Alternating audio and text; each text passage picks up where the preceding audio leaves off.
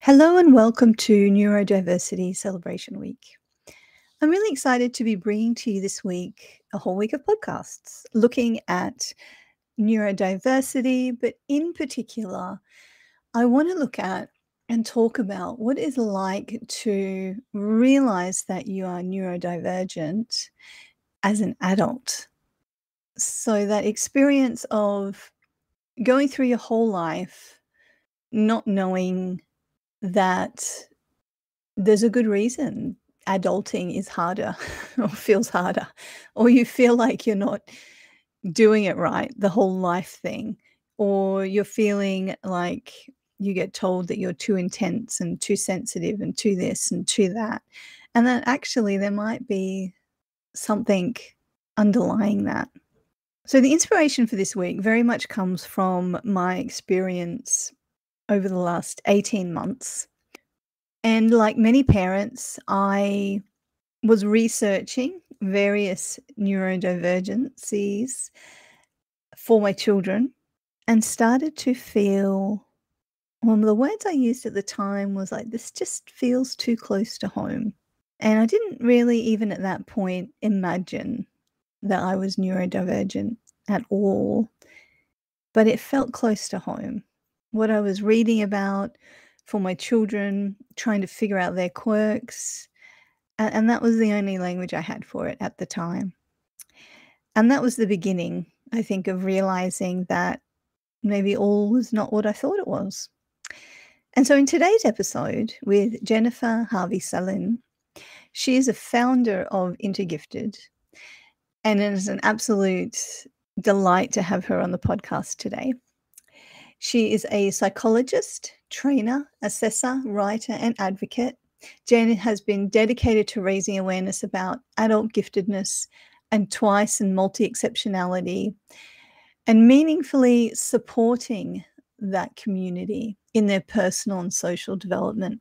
Through Intergifted, they offer a range of workshops and opportunities and different ways to grow and work on yourself and your own understanding of yourself. But even more than that, Jen has actually developed her own model of giftedness and is particularly useful for gifted adults in their rediscovery or discovery of being gifted, but also to integrate and develop personally and professionally.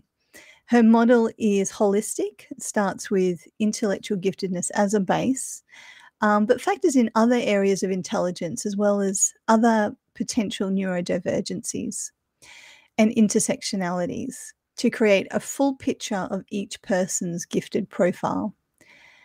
So her model is qualitative in approach, and she also trains other professionals and therapists and coaches in order to help support gifted adults through coaching and therapy. So it's an absolute delight to have Jen here today. And when I reached out to Jen, I said, I really want to talk about what it's like to go through that process as an adult of realizing just that you're neurodivergent, and that, that's kind of huge. And so we talked about it, and we sort of settled on using my experience as a bit of a case study to kind of look at that process. So in this episode, I share some of my experience of the, I don't want to call it carnage, but there was a definite unraveling period where I came to terms with this new knowledge. And we talk about, my journey, but as a basis of looking at all other journeys, in Jen's experience, what's it like to go through this process of figuring out who you are at this, later stage in life, let's say. So what I'm hoping is that this is a really helpful episode for anyone who, like myself, maybe was doing research for their kids and started to get that inkling that it's all sounding very familiar and it's resonating in perhaps a slightly scary way. And so I'm hoping that this episode helps you maybe navigate that journey, or at least identify maybe where you are in that journey, or at least just as a bit of a comfort to know that you're not alone. And there's actually like heaps, like there really is heaps of adults out there going through this experience of figuring this stuff out. I meet them all the time, and it's always astounding. And it usually starts with me just kind of fessing up with where I'm at and I diagnosed last year as gifted and autistic.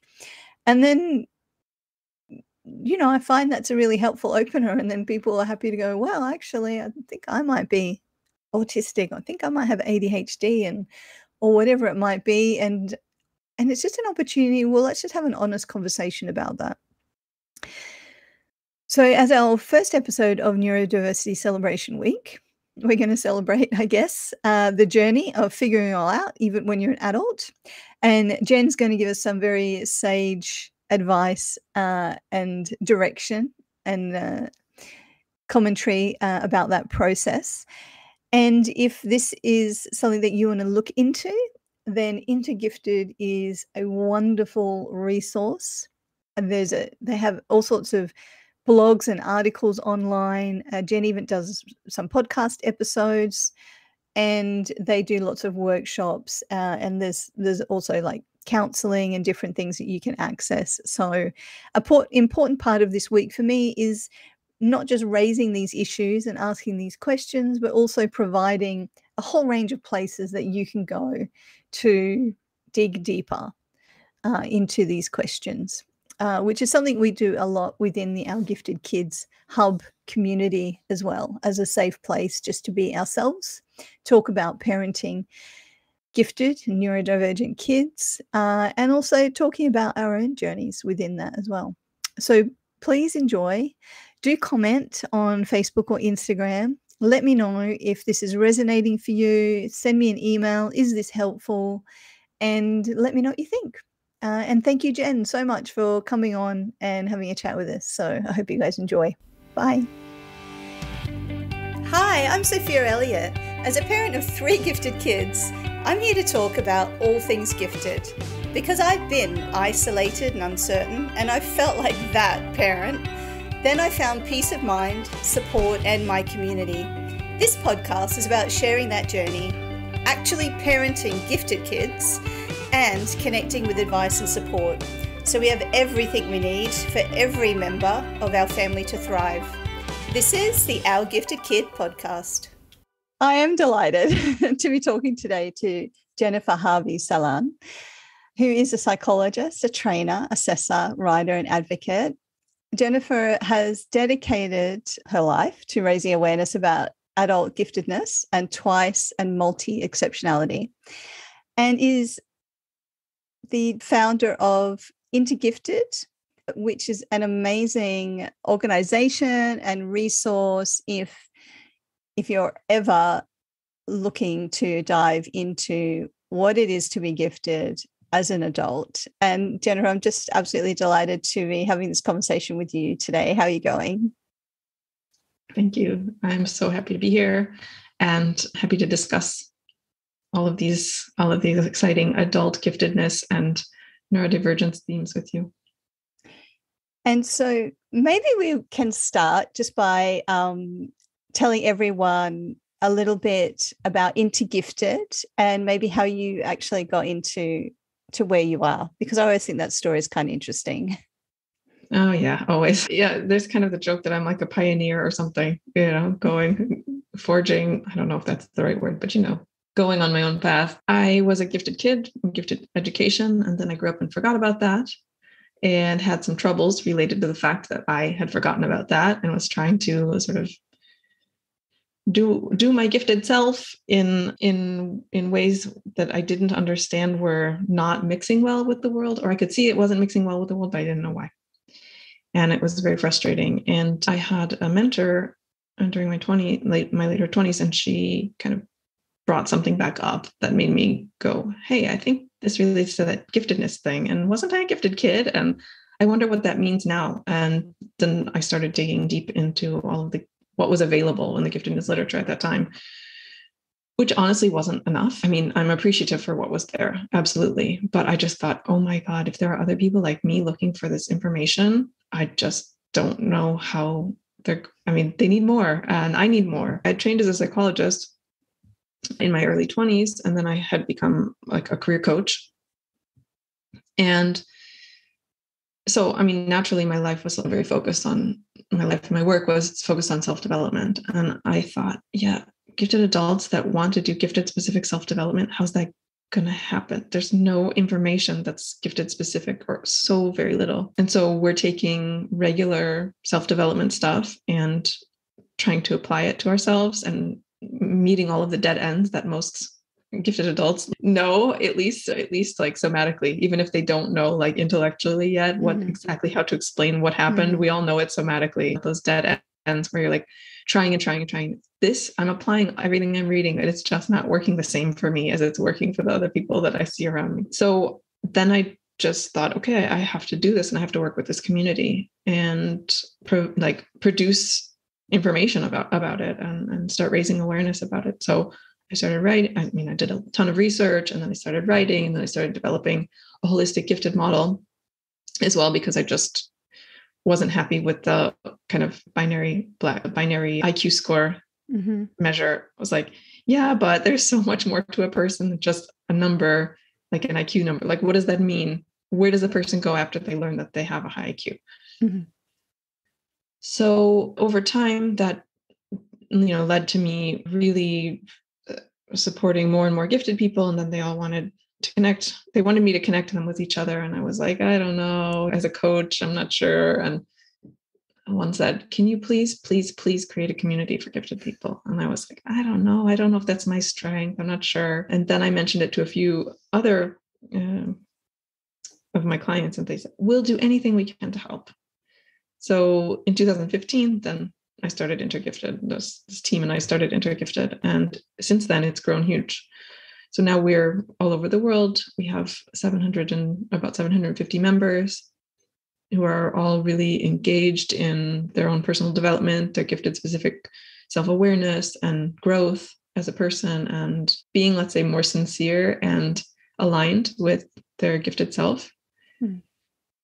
Then that grew into me training therapists and coaches, creating a model for assessments. So we do assessments for this holistic version of giftedness using the model that I created. And those assessments look at everything, the areas of intelligence, so intellectual, creative, emotional, physical, existential, and sensual, as I define them.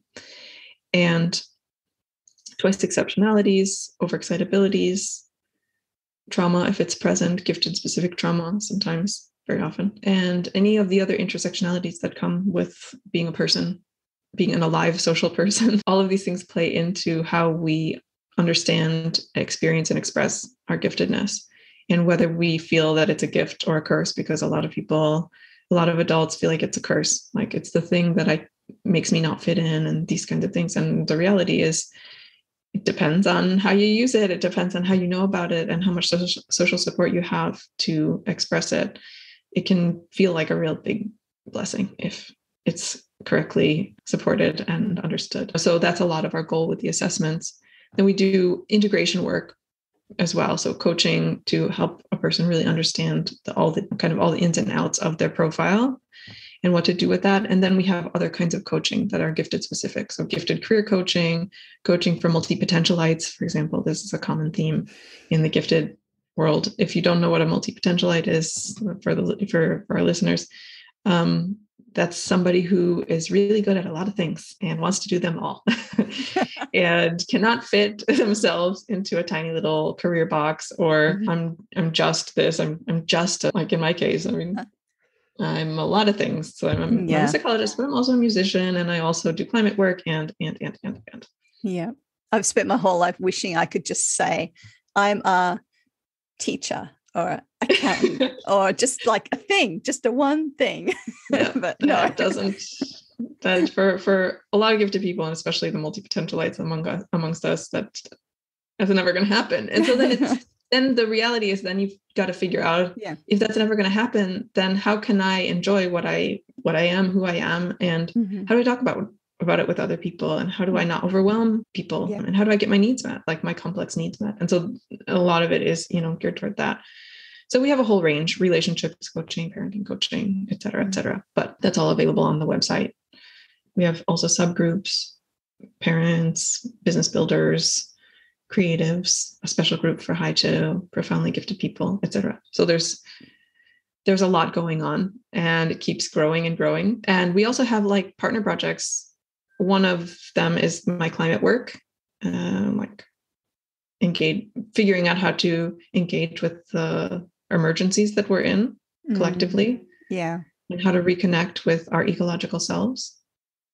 And then Kelly Pride, who is also a psychologist and she's been a collaborator with us for a long time, psychologist and coach, she leads our Gifted Mindfulness Collective. So that's mostly for women, adult gifted women who are like needing to really use mindfulness for getting in touch with their own internal reality and figuring out how to provide the best support for themselves, the best space, support, care, and awareness for themselves that they can. So we have a community of practice, like a mindfulness practice community, and courses as well. We have one coming up that's on gifted anger and rage. For women, how to deal with the effects that we have experienced in the patriarchal system, with all of the like normative expectations on us, and especially as gifted women, masking, camouflaging, and all of the things that any of our female listeners know about. So we're pretty on the edge of a lot of things. That's why I say pioneer, kind of blazing my own trail. You guys do lots of exciting things. And I just encourage everyone to connect either through social media or the Intergifted newsletter to stay on top of what you guys are up to, because there's just so much. And I think it's so much of what we need. And I think this kind of leads on to where our conversation is going today, which is about, so it's Neurodiversity Celebration Week. And as this sort of approached, coming off the back of my experience last year, which we will talk about, I really wanted to take the opportunity to talk about that process of being diagnosed as neurodivergent as an adult, because so many parents I know, it starts off with your child, oh my God, they're gifted. Oh my God, they're this, that, and the other. And then a little bit later, it's, I think I might be gifted, and I think I might be this or that. And that has certainly happened for me in a rather spectacular way. And and because I think that process for me was life-changing, and I know so many, especially women, I think maybe just because women talk about it a bit more, but because I know there's men and dads out there going through this as well to some degree or another. And it was actually a friend of mine who said, if people don't share their lived experience, how will I know? I have nothing to compare it to. I just think I am typical, which is what I felt.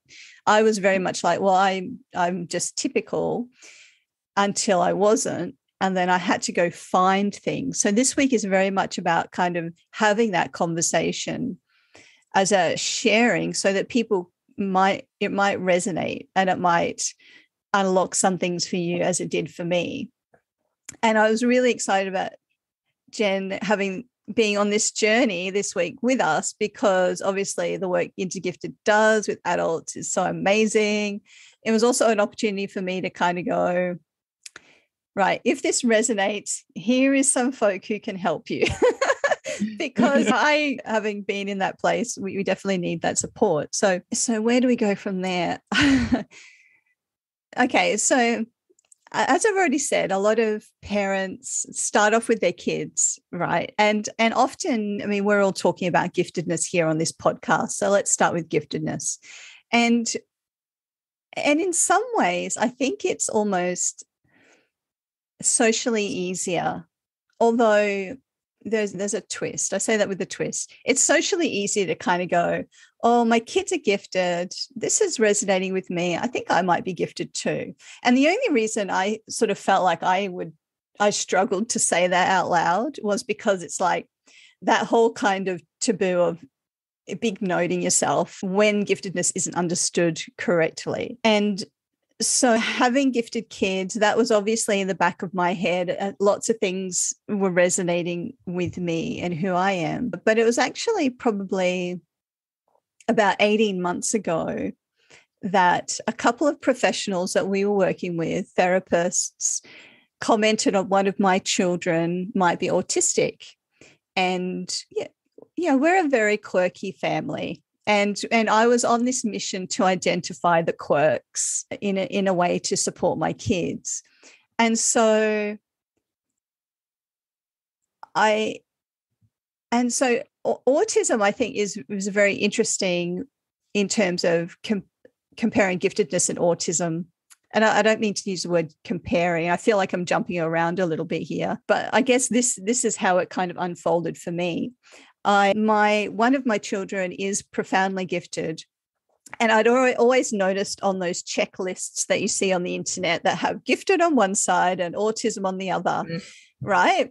And I would kind of go, and that particular child would just kind of tick all the boxes. And there were some obvious kind of what we would consider stereotypical autistic traits lining things up, and what we would easily consider to be somewhat stereotypical. So that was always in the back of my head, but also that question of where is that line between giftedness and autism? And so being the person that I am, I didn't just read a couple of books.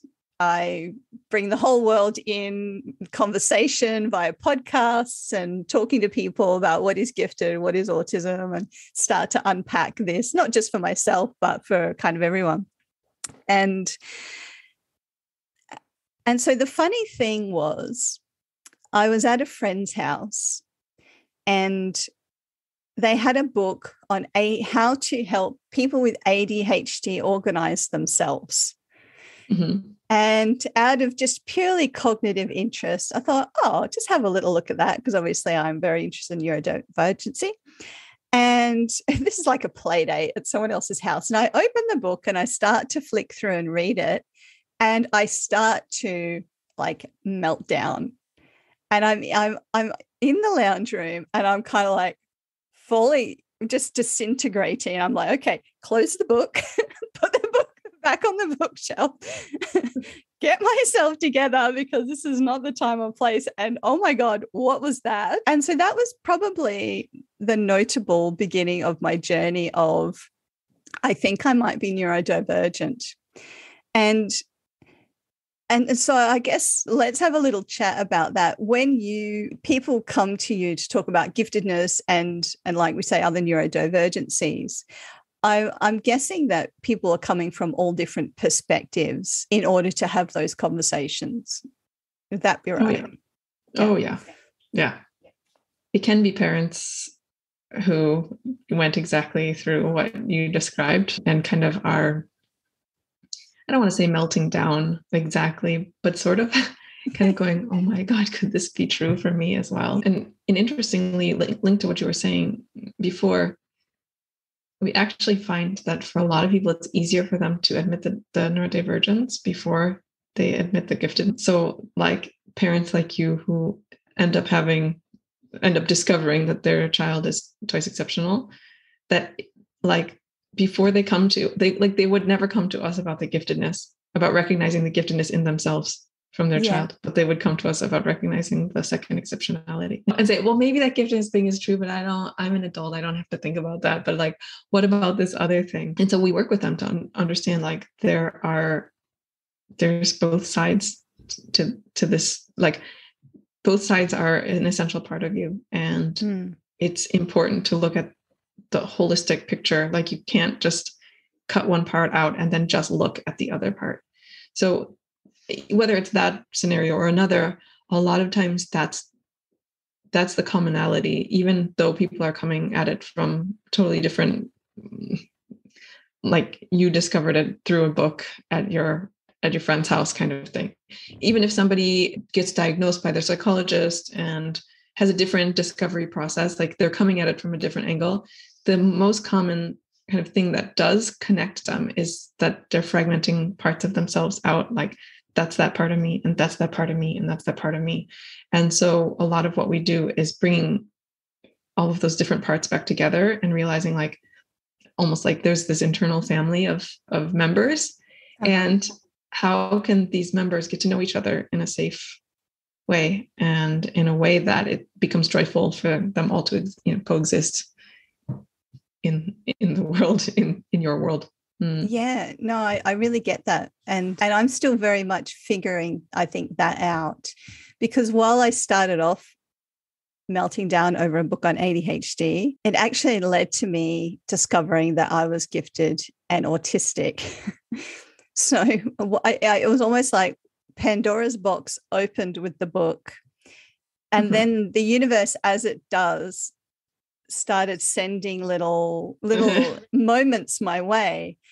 And that just kept adding up, but like a snowball, like crashing down a mountain. And it was little things like I'd be chatting to friends, bearing in mind I have a very neurodivergent community around me. And I remember one conversation they were kind of talking about, I always watch YouTube videos on speed 2 because it's just way too slow. And apparently that's a real ADHD thing. I was like, really? I do that. And then it was someone else going, oh, it was the compression wear. And a friend was trying it out. And the way she described it as feeling like armor, it made me think of when we lived in Scotland and the UK. I always felt great because I wore lots of tights and layered, and I realized I always felt squished. And then it was kind of like I had lots of these little moments of putting 2 and 2 together and going, oh my God, and the snowball is building and crashing down the mountain. And what does that all mean? Except, and I kind of said to a couple of people close to me, it's like, I think I might, have ADHD. And the consensus was kind of like, nah, you don't have ADHD, but, like get it checked out if you want to, kind of thing, which was unfortunate because, first of all, that sort of, as well-meaning as it was, invalidated where I was at, which meant that when that snowball had turned into a gigantic crashing avalanche of me falling apart because my identity of a typical normal person was shattering, and I was coming to terms with actually thinking, now I think I'm autistic. I couldn't go back and go, actually, I think I'm autistic, because I'd already been rebuffed about the ADHD. And it kind of backed me into a corner. And for me, and I don't know if this is just me doing it in spectacular style or if everyone has some of these kind of identity questions, but I think because my knowledge of autism was so superficial, I was having a physical reaction and an emotional reaction, but cognitively, I couldn't get my head around it. But then I couldn't ignore the physical and emotional reaction, because physically and emotionally, I was just kind of melting down and disintegrating. But cognitively, I'm like, how could I be autistic? I'm normal. Like, I'm normal. I'm typical. I've always been a high achieving, capable person. Yeah. How could this possibly be me? And I think that comes back to our kind of woeful understanding of what giftedness is and neurodivergence, and not just autism, but even ADHD, and there are different types of ADHD and all that sort of stuff. So would a massive identity crisis be typical as a response, or do other people handle this more gracefully than myself? I see a whole range, honestly. It depends so much on a person's identity when they're going into the discovery process. If you needed to look, let's say you're camouflaging a lot, and then part of your camouflage is to look really highly competent and capable. Like maybe you'd look more chaotic and less linear if you didn't mask or didn't camouflage. Well, then when it comes to the moment that you have to let go of that mask or that camouflage that you've been using as a safety mechanism for however old you are, years. Yeah, it's scary as hell. You get, like you're saying, you get this somatic response that's like relief and terror at the same time. So that's really hard to navigate, especially when you're going like, yeah, okay, logically I can see this. so there's part of you, there's like the left side of the brain that's like, yeah, okay, that makes logical sense. Okay. In the analysis of things, yes, okay. And then there's the body that's like, half of the body's like, don't believe that, that's going to destroy you. And the other half's like, yay, I finally have something that describes me. So you can tell me if that, explains how you felt, but that is how a lot of people go through it who have had to use this something, whatever they have to let go of in accepting their diagnosis, or their self-identification, that they have to let go of that kind of cover, the cover that they've used to feel safe in the neuronorm world. Yeah. And I think maybe that really gets it in a nutshell. It's the cover used to feel safe. And I also experienced trauma as a young child. So I think my sense of camouflage and cover to feel safe was like brick walls thick, and unconsciously, and I'm not pretending to be someone I'm not, but I guess just being who I needed to be to survive day to day in a way that I felt socially acceptable, in terms of especially growing up as a girl and needing to be a people pleaser and needing to be good and achieve well and and all of those sort of things, on top of just the kind of the neurodiversity piece. And so I was actually the opposite. My body was screaming at me very loudly, like, you can't ignore this. This is definitely, we're onto something here. And emotionally, I was so fragile. But cognitively, I was like, how can I be autistic? I'm like, yes, I can rationalize gifted. I have 3 gifted children. I know the stats. It's probable, but the autism thing totally wigged me out. And it's not because I had any, it's like one of my friends said I was initially, and this is going back a bit further, when initially a therapist had suggested we look at autism for one of my kids. And I was upset about that. And she was like, well, why are you upset? Is it the autism? I'm like, no, it's not that. It's just they've had enough challenges. It's like, do they need more? I was just more upset about the idea they had more challenges than they already had. They'd had enough. And so even for myself, it wasn't about any kind of, I don't know, taboo or anything. It was just, I think, a really lack of understanding how who I experienced myself to be could also fit that picture. And I think the more I dug around that, I learned how very different presentations of autism can be. But it was very tricky. And that snowball that was crashing down the mountain eventually crashed. I burnt out completely and I had to kind of shut down.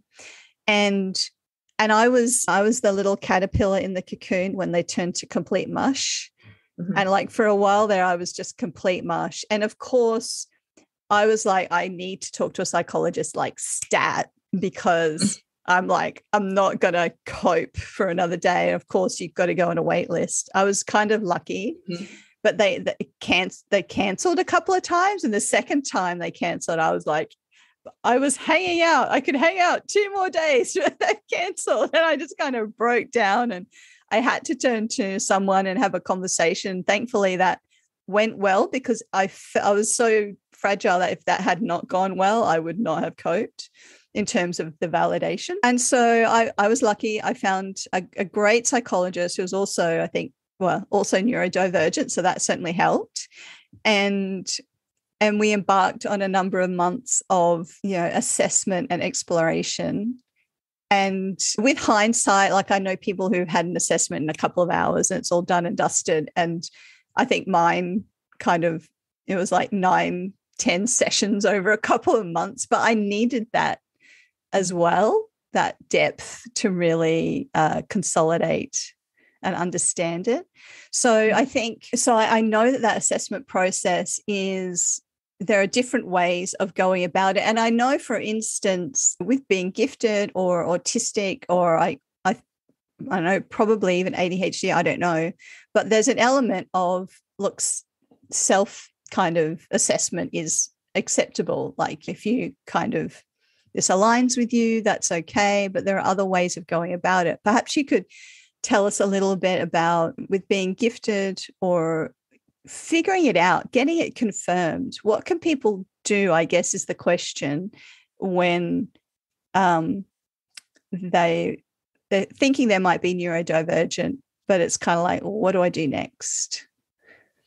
Yeah, I think it's interesting to hear your experience in terms of needing the 9 sessions or so to really make it make sense. I mean, I think most people do need, even if they have the assessment in 2 hours or something on one day or whatever, most people need some integration work afterward, because it is a huge shift in the way that you're defining everything, that like all of the little things of your day that you say, oh, well, isn't everybody just like that? Or I'm a weirdo, or I don't know. We have these ways that we explain things to ourselves. I'm just highly sensitive or whatever. And then you have, if you get a diagnosis, or even if you self-assess and you see, you see, oh yeah, that all kind of describes me, then you need time to sort of talk that through and make it make sense for you, and figure out how that awareness shifts how you manage your energy and how you communicate with other people and what you prioritize, and even like whether you're at the right job or how you're parenting your kids. I mean, it's everywhere. It's an essential part of who you are and what your needs are, and also like what gifts you can bring to the world. So it's like everybody kind of needs to do that integration process. Now, some people will have a very short time of it, and some people will have to take a lot longer. And that does play into this question of trauma. If you've had a lot of past trauma, interestingly, you can have, let's say, regular trauma that's not specific to your neurodivergence, and regular trauma that's not specific to your giftedness, but you can also have trauma that's very specific to your neurodivergence, and trauma that's specific to your giftedness. And in those cases, it's trauma that's related to showing those parts of yourself or being authentic. And when it's not safe to be authentic, okay, sometimes 1 time, 2 times, okay, that's okay. But if every single day, for example, you show up at school and you can't show these parts of yourself and you're having to mask and control yourself, that can be really highly traumatic for a lot of people. So the more complexities you have there, the longer it takes to integrate and the more support it takes for integration. I think that's something to keep in mind when somebody's thinking about whether they want to have an assessment, a formal assessment or not. Because if you have the formal assessment, you're still going to have to do the integration. If you do self-assessment, you still have to do the integration. And I think a lot of people hope, because the integration part is hard work, I think a lot of people hope that if they do the formal assessment, that'll be that and it's done. So yes, I know now, and that's done. But the reality is a formal assessment can help somebody it can give good direction for how to integrate. Because if you self-identify and then you do the integration on your own, it's totally possible. I see people do it all the time. It's just, you have to be pretty self-directed, courageous, and willing to face whatever little monsters might show up along the way, or bigger monsters. And it can be harder because it's you looking for this information. But if you go to a professional and this is their thing, then they can help you skip some steps there, and also give you some clarity in terms of like comparing you with other people. So to say, okay, you might be on the, how do they say it? I can't think of the technical term, on the border of the spectrum, or you might be kind of somebody who has more pronounced traits. And that's also helpful, because a lot of people are still like, okay, maybe I'm a little bit autistic. You hear people say this all the time. Oh, I'm a little bit autistic. And they might be telling themselves that, but they might actually be on the more pronounced end of it. And that's really important to know about. And it's hard to judge that for yourself. It's nicer to, I mean, it's easier to hear it from a professional. That's a shortcut typically. That said, one must pay attention when one goes to a professional, because just because one goes to a professional doesn't mean that professional is going to give a completely accurate assessment. People, even professionals, obviously come with biases and have bad days and stuff. and sometimes I'm misinformed. So it's also important to not go and just like put your whole self on the table and take whatever they say as some biblical truth or something. It's really important to have the discussion be open with them so that you're able to say, no, that does not describe my experience, and then have a clear assessment. And like, just to say, for anybody who's listening and really thinking about doing a formal assessment, if you do it and you're really unhappy with it, go have a second opinion. Don't fight with yourself about whether it's true. I've seen people get assessed as like profoundly autistic. I mean, that's not like a phrase you'll hear, but I mean on the higher end of the autism scale, and they're not. And the person that was assessing them was just kind of jumping right in to give the worst news kind of thing. And then I've seen the other part to be true. I've seen a lot of gifted women go in and to an assessor who doesn't know about giftedness. And the assessor says, yeah, well, you make eye contact and you seem to know how to have a good conversation. So there's no way you could be autistic. And it was so frustrating because I think, but don't you understand camouflage? Don't you understand masking? And also, if you don't understand giftedness, you don't understand to what degree an autistic person can read the social patterns and at least mimic them, even if they're not feeling them from the heart. So yeah, there's a lot of complexities when it comes to doing the assessment. And I think for each person, I mean, I would say it's helpful to start from the self-identification point if you can, because the more information you can have when you go into your assessment, the more you have to advocate for yourself and explain your experience to the assessor, the clearer the results are going to be. And the clearer you'll be if it's not an assessor who's doing it right, let's say. And so the quicker you can get out of there and find an assessor who is doing it right. Yeah. So, because I think people want, and I get it, I totally get it.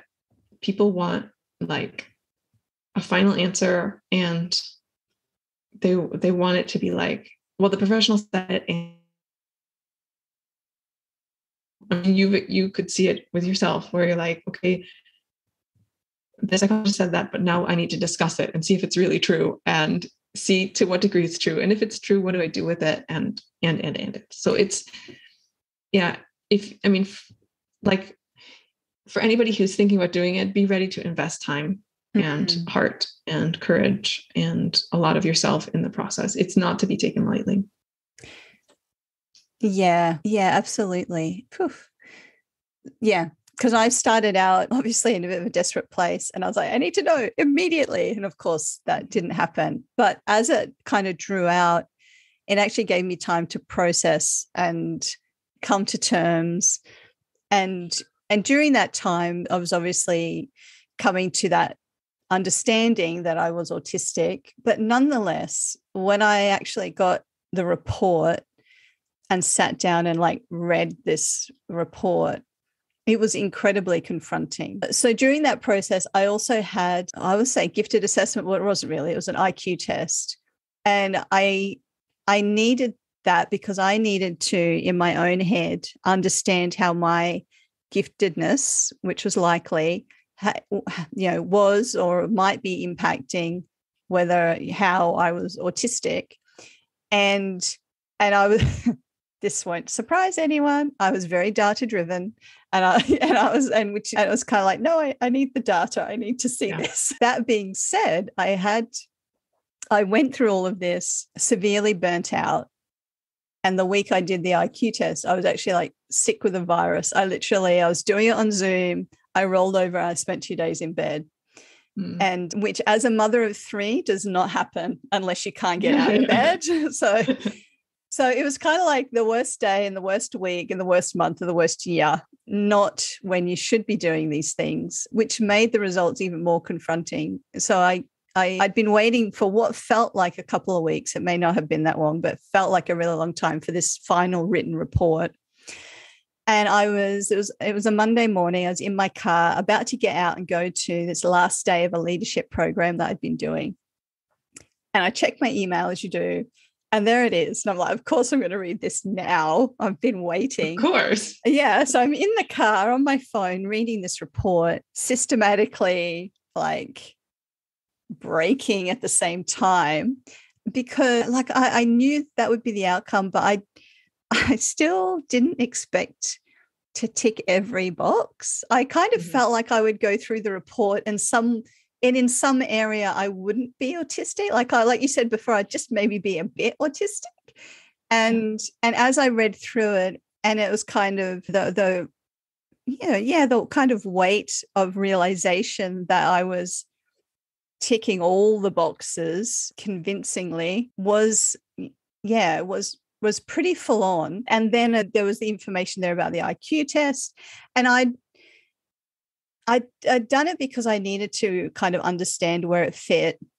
But I think, like yourself, I don't think IQ tests are amazing. I think they're a tool, and they do a certain thing. They're not the be all and end all.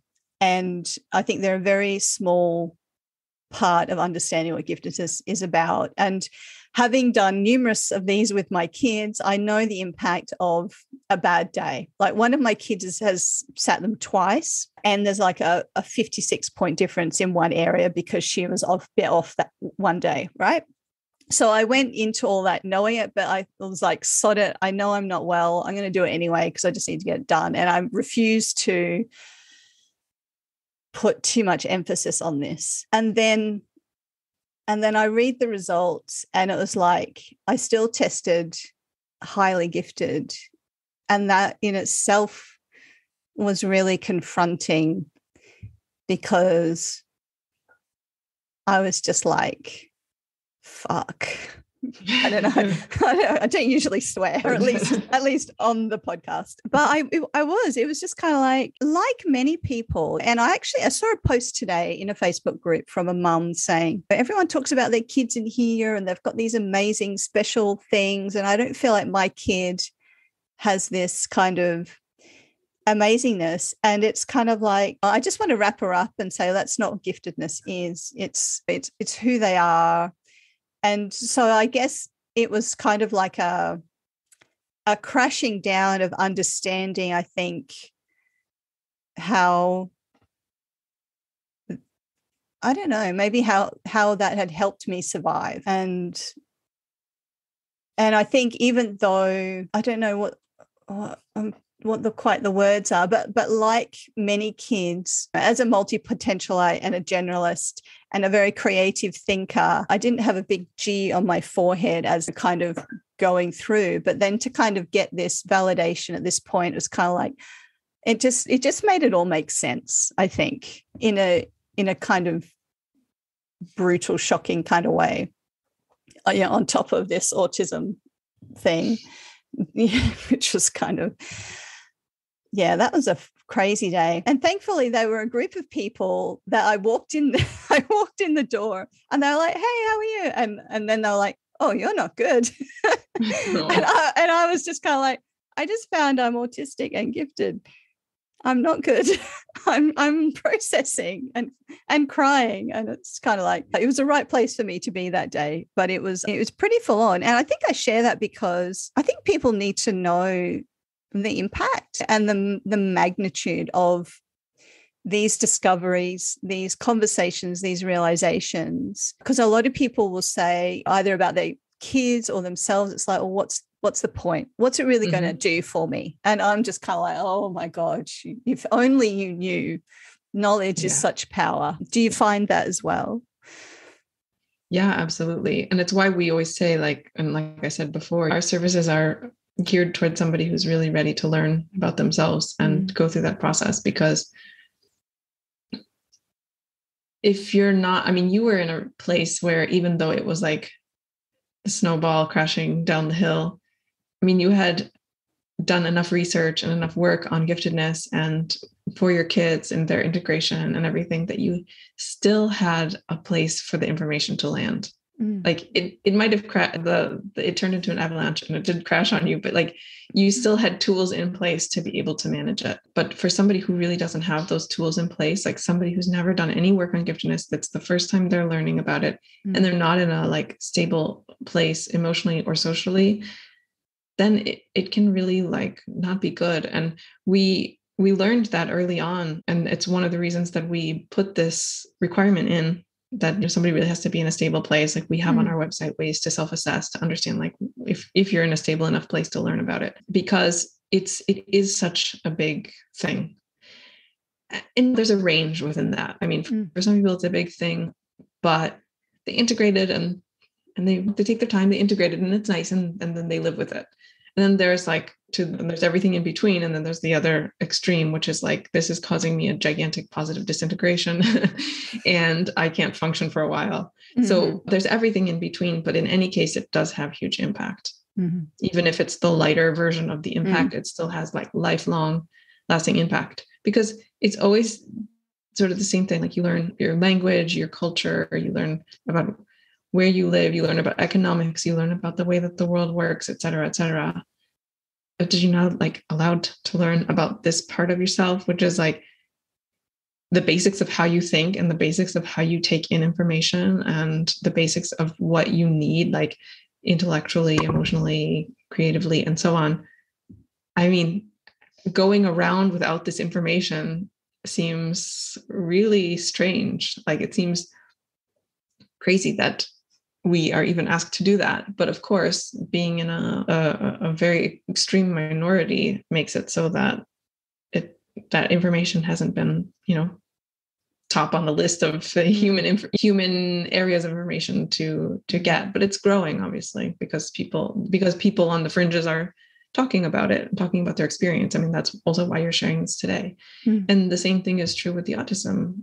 It's like not knowing these things about yourself. It's really, really basic stuff. Like like I said before, how you need to manage your energy and what brings you joy and how you get your relational needs fulfilled and all of these kinds of really basic things. So then when you have suddenly a way to understand why your configuration didn't fit in with the general configuration in the world, that does shift everything, especially because it does allow you to then be able to ask for things differently and to tell people you have different needs. And that's one of the big things that comes out of, for example, autism self-discovery. It's like, oh, all of these things that I've been trying to force myself to do, now I can ask for accommodations. And it's like legitimate. Like loud noises and bright lights and whatever else might be bothersome. Is like, now I can ask, can you please turn down the lights because it's bothering my eyes? And it's not like, oh, I'm just always the person who bothers everybody about the things. It's like, no, in order for me to stay okay, to feel okay, I need to not have these lights in my eyes. I mean, it's such a tiny thing, but it's like it's accumulate. These things accumulate throughout every day, day after day, week after week, year after year, and we don't even realize that it's not normal.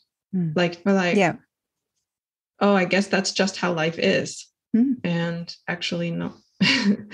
Not for everybody. Some people don't mind those lights, and some people do not mind that the loud noises, and the world is the way it is because a lot of people don't mind that the world is the way that it is. And that's what a lot of neurodivergent people who are not aware of their neurodivergence and who think that they are like the other people who don't care.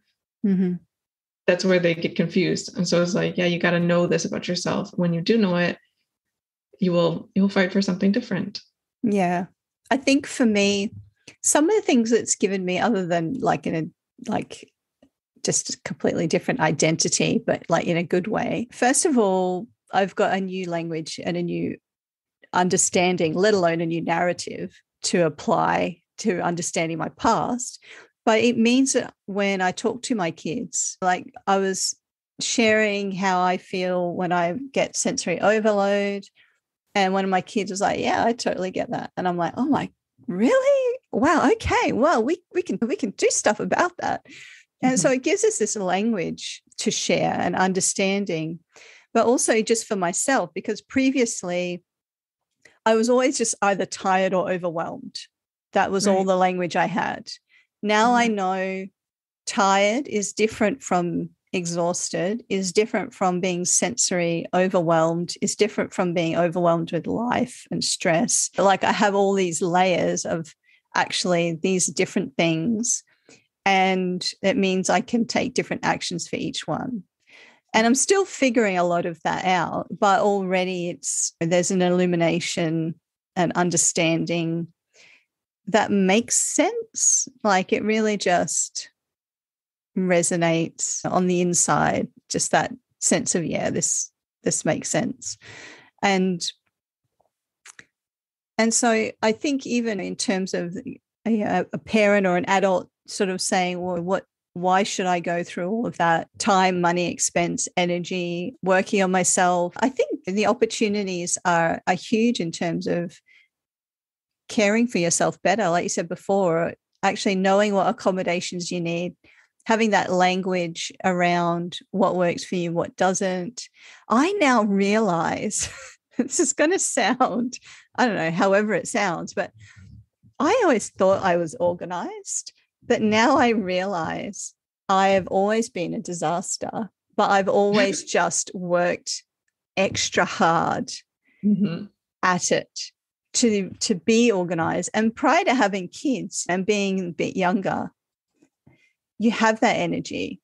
But when you have kids, there's so much of your life that you don't have, an energy you don't have. For me, and I think probably others, I think that's when the wheels start to fall off a bit, because you don't have the massive reserves you had when it was just you. And so that's been quite a revelation because I always kind of like, yeah, no, I'm organized. I've always run projects, and I've always been, want something done, give it to Sophia, that kind of person.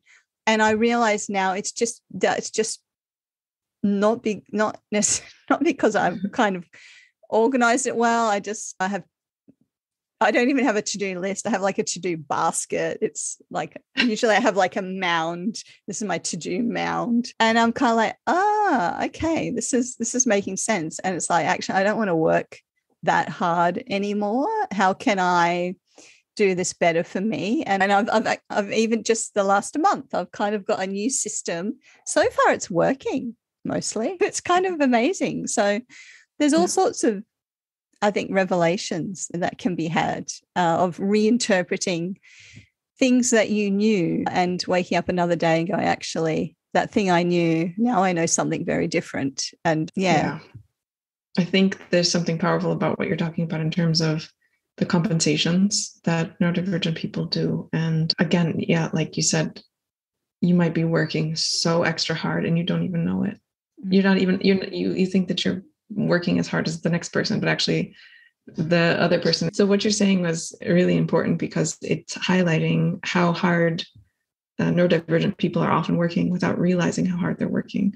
So just to compensate, and they think everybody else is compensating that much, and it's not true. And so then they're self-defining by all these things, like I'm organized, I'm efficient, I'm on time, I'm all of these things.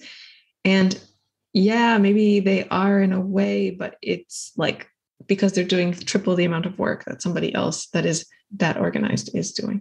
So one kind of selling point for taking the time to figure this out about yourself, if you are neurodivergent, is like, you'll probably have to work a lot less, like a lot less hard, because you find better, like you said, you're updating your systems and doing it differently so that it's more a flow for you. Yeah. And what you were talking about made me think a lot about chronic illness and how high the numbers of chronic illness are in gifted plus neurodivergent population. And I really think that part of it, I mean, there's also many other factors, but I should say gifted neurodivergent and female population, the chronic illness numbers are just so crazy high. And I do think it's because we're just working so hard to compensate. And it's like you said, you just have exhaustion. Like you're like always tired and overwhelmed. It's just tired. I'm tired and overwhelmed. And so figuring out that it's not just tired and overwhelmed, it's also a long list of other things that can have specific actions that make it easier. And also, like one of the reasons for getting diagnoses for children, for example, whether it's about gifted identification or neurodivergent identification, it's to get them special accommodations in school, at wherever they go. And you can't have a diagnosis and go like this as an adult. You don't go to your friends or you don't go to your partner or something and wave your diagnosis and say, okay, now you have to do things differently for me. But it does give you a different way to advocate for yourself and to ask for support.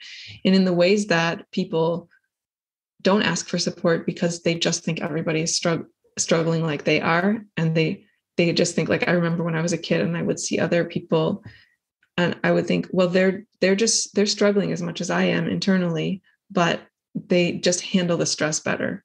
I get really exhausted by it, but somehow they must have like reserves of energy that I just don't have. So I always thought of it as like, I do have a lot of energy, but then I like my battery drains really, really fast. I just thought, oh, like super battery just doesn't drain, but they're struggling with all the same things as I am. So realizing that that wasn't the case helped me realize I do need to ask for help in a lot of ways that I don't ask for help, because I just assume everybody's working this hard at these things. So it also legitimizes that, like, reaching out for help. And many parents that are listening, especially the moms, take care of everybody and do all the emotional labor and stuff.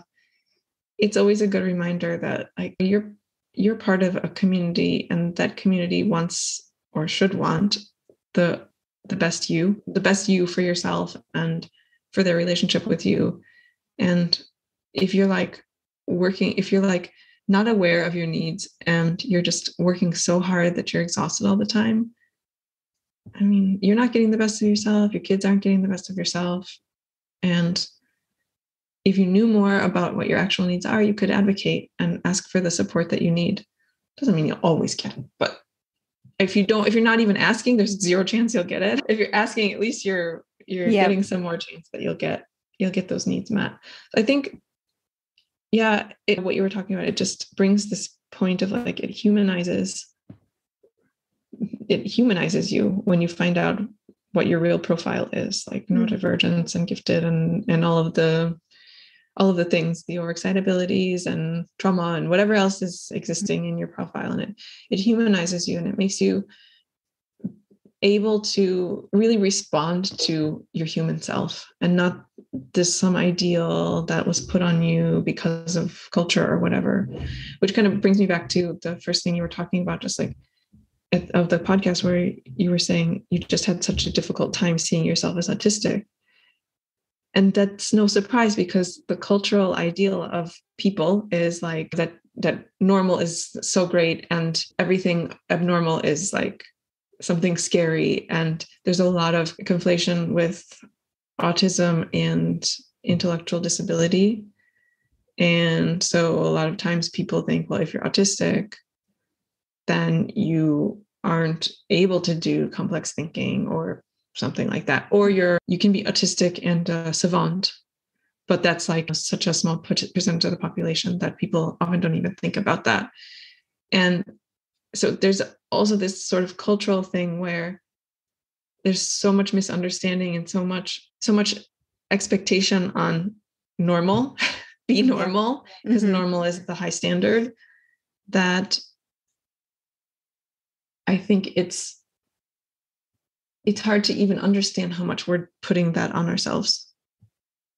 And so opening these questions for ourselves helps us to start, like, getting out of that normalcy hegemony, if I can say it like that, even for our own sense of how we define who we are and what we need in relationships and who we can be for other people and for our kids and stuff. Yep. Yeah, absolutely. And I think that's the real gift. It's actually the journey after you have the knowledge. It's the what comes next. You can get so much from it, because I know myself, like the burnout I experienced, I now realize that it was a combination of burnout and autistic burnout. And I still feel like I'm recovering, and that's not going to be a quick fix. But it's also, like you said before, and I know so many women, mums, who are getting to that pointy end of chronic illness because they have just given beyond for so long, and they have these complexities of being neurodivergent and having highly complex kids as well. And I'm kind of like, okay, I really need to look after myself and make some changes, because I don't want to be in that place. And that's quite confronting. But then, like we said, there's all these opportunities. First of all, to acknowledge, okay, there are challenges, but there are also strengths. And I look back and I kind of go, like, back in the day, I worked in politics and I would change portfolios. And I just looked at that as, oh, a new portfolio, I just learned the content. Yeah, I just learned the content. Now I realize, no, what I was doing, my gifted and autistic brain was like doing a massive deep dive and kind of sucking up all this knowledge really quickly. And that allowed me to do that really well because I was a great problem solver. And I'm like, that's a real strength that I have. And the flip side of that is even like with when I do now realize I'm getting overwhelmed in terms of a sensory overwhelm, I can say to my husband, sometimes more successfully than others, but it's kind of like, I need to go. And I do. Sometimes I'm like at the point where I just hide under a blanket with my headphones in. And I've learned though that if I do that, even sometimes with just half an hour, I feel so much better. It's why I needed to just shut everything down. And that helps me. And he now also knows that I get to a point where I need to do that sometimes. But I'm okay if I can just go do the thing often. And he kind of understands it as well. So it's given us a language. It's given me some tools and strategies. It's given us tools and strategies. And it's actually a lot easier. And it's kind of like, well, how do I? And then the next step is, well, how do I avoid getting to that place, of course? But yeah, it's kind of figuring this out with this new language, new understanding, and also looking at my kids and going, right, well, how does this working for you? And what can we do about that? And how can I empower you to advocate for yourself and know these things about yourself? I want to save them. Like I'm 45 shortly. I found out at 44 that I was autistic. It's a lifetime of masking and camouflaging and not understanding myself and knowing who I was. And the gift that we can give our kids is not that decades of challenge and therapy. We can actually arm them to be who they are with all their challenges and strengths and go out into the world and thrive. How wonderful, what a wonderful opportunity. Yeah. I mean, I sometimes joke, but it's only a half joke. I sometimes, say like parents have a moral duty to understand their own cognitive complexity and their own profile, because for their children, every day that the parent ignores that part of themselves, they ignore part of it in their children. Even if it's like, no, I'm doing everything I can to fulfill all their gifted needs, but I'm ignoring mine. You're saying to your kid that there's some value in ignoring that part of yourself, and that there's some value in holding that back and not sharing that with somebody. And so even it's kind of do as I say, not as I do, do as I do, not as I say, kind of stuff.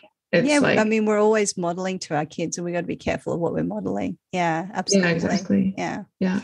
But that said, I mean, I know that not everybody's in a position to, for example, pay. Oh, hell yeah. Some places time, are energy, money. It's all very challenging. Yeah. And in some places, finding an assessment you can be on a wait list for a year or two. Yeah. So I say that's why I say it's half joke, because I think that there's some truth to it, but then how you can actually apply that in real life is very dependent on circumstances and also dependent on where you're at in your own life. Like, obviously, put on the table. Yeah. That's going to be your position where you do have time and energy to devote to it. Then I do think it becomes somewhat of a moral duty. Definitely an opportunity we should take if we have the opportunity to take it. So thank you so much. It's been a wonderful conversation and I think a really important issue. And I hope that everyone who's been listening, if this has resonated for you, you've got some ideas about next steps that you might take or you could think about taking, or just feeling a bit brave enough to dive in a little bit deeper. And all of Intergifted's links in the show notes, because like Jennifer said, they've got so many resources, courses, and all sorts of services and support And they're a really great place to start if you've got questions that maybe you need to get answered. And thank you so much for being with us today. Yeah, it's my pleasure. And thank you for sharing your story. I think it's very powerful. And I totally support and on my own side, it's part of my way of working. It's just sharing very personal stories so that people understand what people are really going through and can see real stories. I mean, I think that having some sort of, quote, eldership in terms of the gifted and neurodivergent world is really essential. People who have had more experience being able to talk about their experiences, it's so much more relatable than seeing IQ numbers on a board or whatever. We need that storytelling and we need that connection. So I really appreciate your openness as well in sharing your story and being the one to say, I'll go first and talking about it. And hopefully it'll help somebody. And I'm sure that it will help a lot of people who are listening. So thank you to you as well. Thank you very much, Ta. If you enjoyed this episode and it inspired you in some way, I'd love to hear about your biggest takeaway in the comments. For more episodes, you can subscribe, and to help others find our podcast, please leave a review. You can find show notes and more resources at ourgiftedkids.com, and connect with us on Facebook and Instagram. See you in the same place next week.